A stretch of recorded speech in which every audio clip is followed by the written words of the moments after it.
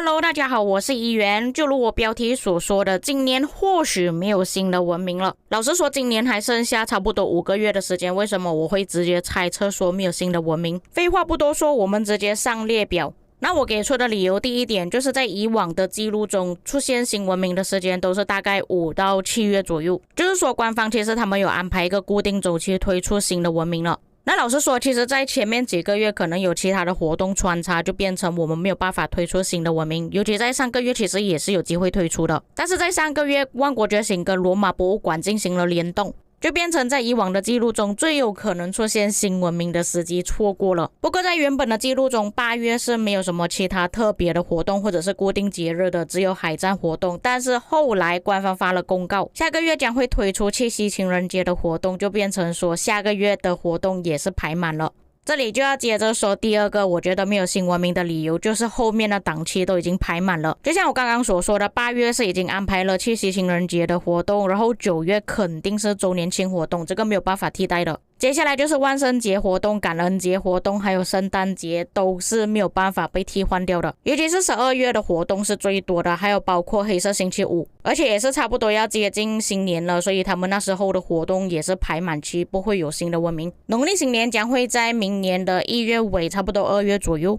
又回去情人节活动、春天活动、复活节活动，或许新的文明可能真的只能等到明年的5月到7月左右。我是认为说你们可以不用期待今年有什么新的文明了，还不如等明年。而且如果他们真的要推出新文明的话，应该会提前发出一些公告啊，或者是一些消息之类的，但是现在完全没有。 OK， 那么在看完我推测为什么今年没有新的文明之后，接下来我们要看新的文明为什么会是某一个兵种。这里我做了一个列表，整理我们目前拥有的文明，除了一开始我们拥有的基础文明之外，后来有增加一些其他的文明。比较夸张还是在2019年的时候直接推出了3个文明，不过当时候推出新的文明没有像我们现在推出新文明这么夸张。当时候推出新文明，那些统帅都是直接变成我们当时候的新统帅，就比方说当时候有推出萨拉丁还有君士坦丁，不过当时候还是有推出穆罕默德，他是属于第1代统帅。不过这几位统帅实力都蛮强的，有些玩家可能至今都还在使用着这几位统帅。相反的，之后推出新文明的统帅就比较少看到有玩家使用了，朗纳尔、图特摩斯、皮洛斯，我是真的很少见到这3位。OK， 那么根据官方之前放出的预告图片呢，也就是那个剪影，为什么我会猜测说是步兵的原因？第一个原因就是看起来很像是步兵，因为我猜测说有可能是玛雅文明，在他们那边的文明大多数是工兵或者是步兵而已。假设是步兵的话，其实你们可以发现到步兵的文明已经占大多数了，差不多有5个文明都是步兵文明，如果加上之后真的出现玛雅文明，就是有6个步兵文明了，工兵和骑兵文明都只有4个而已。我是觉得说官方不能再推出更多步兵文明了，真的是太多了。至于为什么这么久都没有看到骑兵了，恐怕是在19年的时候他们直接推出了2个骑兵文明，或许是担心会推出太多骑兵文明了，所以就索性推出步兵跟工兵而已。确实之前的步兵文明没有这么多，但是现在步兵文明都已经超越其他兵种了。假设真的推出玛雅文明会有什么争议？那刚好现在步兵已经推出了终极天赋、终极的统帅，那有可能下一次就是步兵普攻提升，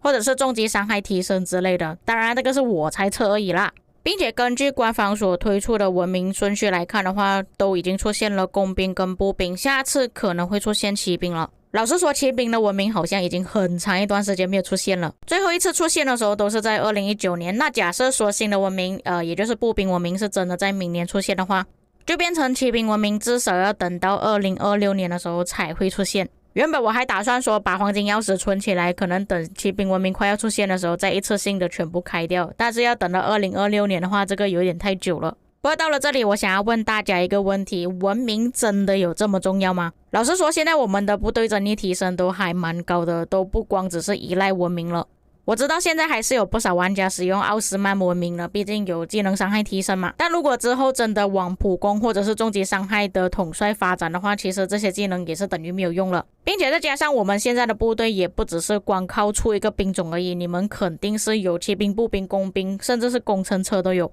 而且不光只是真理而已，就连城市的皮肤我们也不会用回原本了。选择文明会有自己的基础特色，就比方说兵种特色或者是城市皮肤特色。现在的玩家都会更换皮肤，或者是换更好看的皮肤，根本就不会用回原版的皮肤。现在仅存的唯一特色就是我们的部队兵种。不同的文明有不同的特色兵种，但是我坦白说，有哪一些玩家会特意去看你是使用哪一个文明呢？并且打仗的时候这么混乱，而且你打仗相信应该也是用点点的，根本看不到自己的特色兵种，就会显得其实现在我们所使用的文明其实存在感并不是很高。所以我觉得游戏里面应该融入更多更加明显的文明特色，或许就是存在感太低了，所以才全部人选择奥斯曼。奥斯曼的争议又比较好，但我觉得其实官方可以再增加更多不同的特色进去，就比方说你选择了不同的文明，可能你的菜单会有不同的风格，或者是玩家的资讯卡可能有不同的文明特色之类的，我觉得这些都是可以去设计的。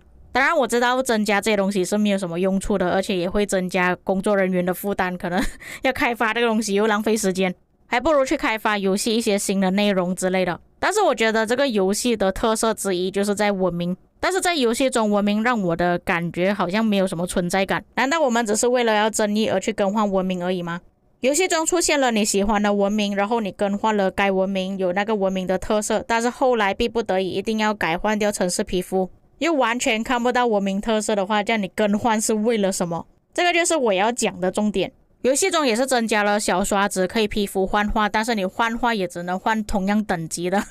又不能换回原本自己的皮肤。尽管如此，其实还是有很多玩家很期待新的文明出现，尤其是对当地的玩家来说意义特别重大。就假设说万一有一天万国觉醒出现了马来西亚文明，可能我会很喜欢那个文明，毕竟是自己的国家，而且还有自己国家的特色，我当然会喜欢。除了当地的玩家之外，可能其他地区的玩家也会喜欢，就比方说之前出现了维京文明，其实反应还蛮热烈的。但是你们现在回去游戏里面看，有多少玩家使用维京文明，有多少玩家使用朗纳尔，我相信就连在 KVKE 应该也是很少见到朗纳尔。或许就是因为新的文明存在感太低了，所以现在我就觉得说我很期待新文明，但是又好像不是很期待。可能我等待新文明出现也只是为了要一个新鲜感，有不同的文明特色而已，但是过了那一段时间之后，就好像曾经没有发生过一样。那么最后的总结，有可能今年不会出现新的文明，下一次出现新的文明或许是步兵，之后可能是骑兵。最后就是我觉得新的文明存在感太低了，或许官方可以再加强，